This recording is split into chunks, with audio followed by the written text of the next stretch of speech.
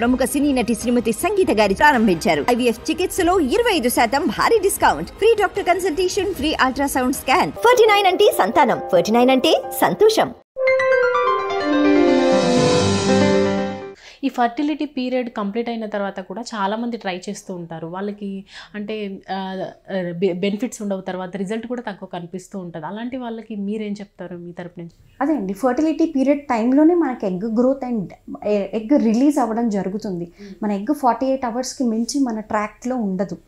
So మనం చెప్పే fertility period covering ఆ +2 days అండ్ ఆ తర్వాత 2 days కాబట్టి మనం చెప్పిన పీరియడ్ తర్వాత ఏ పీరియడ్ అన్నా సరే అది ఇన్ఫర్టైల్ పీరియడ్ కింద మనం కన్సిడర్ చేస్తాం.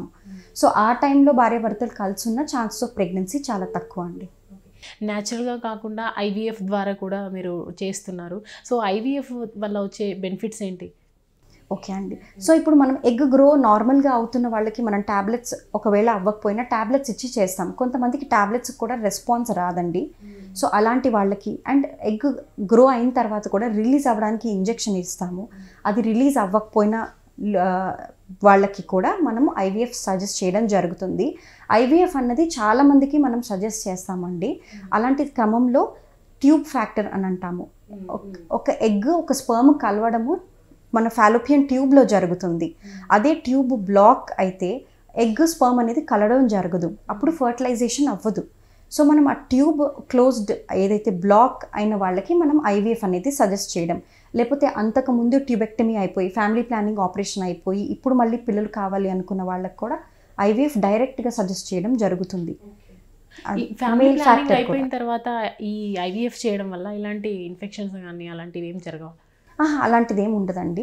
ఫ్యామిలీ ప్లానింగ్ అయిపోయిన తర్వాత అది ట్యూబెక్టమీ ఆపరేషన్ అంటాం కదా, అప్పుడు ట్యూబ్స్ బ్లాక్డ్ ఉంటాయి కాబట్టి ఇప్పుడు నెక్స్ట్ ప్రెగ్నెన్సీ రావాలంటే న్యాచురల్గా చేయడానికి కుదరదు. సో 2 ఆప్షన్స్ ఉంటాయండి.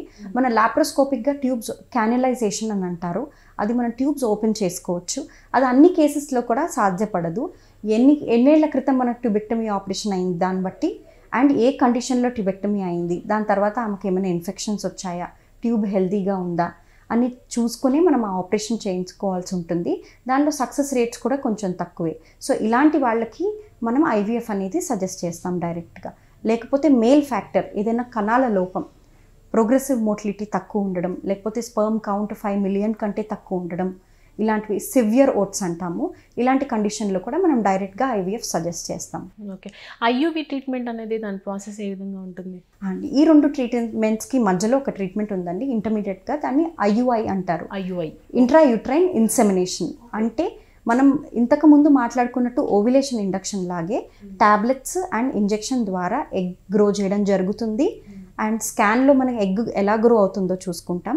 ఎగ్ రిలీజ్ అవ్వడానికి ఒక ట్రిగర్ ఇంజెక్షన్ ఇచ్చాక భార్యాభర్తల్ని నార్మల్గా మనం న్యాచురల్ ఓవ్యులేషన్ ఇండక్షన్లో కలిసి ఉండమంటాం కదా, ఐయుఐలో మనము ఒక డే ట్రిగర్ ఇంజెక్షన్ ఇచ్చిన 36 hours తర్వాత, ప్రిఫరబుల్లీ 48 hours తర్వాత ఫీమేల్ని మేల్ని పిలవడం జరుగుతుంది. ఆయన ఫ్రెష్ స్పర్మ్ శాంపిల్స్ ఇస్తే మనం దాన్ని ప్రాసెస్ చేసి ఆయన స్పర్మ్ శాంపిల్ని డైరెక్ట్గా ఫీమేల్ యూట్రస్లోకి మనం వదలడం జరుగుతుందండి.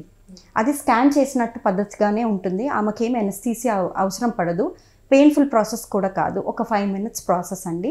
స్పర్మ్ ప్రిపేర్ చేసిన 20 minutes లోపల మనం ఈ ప్రొసీజర్ చేయడం జరుగుతుంది.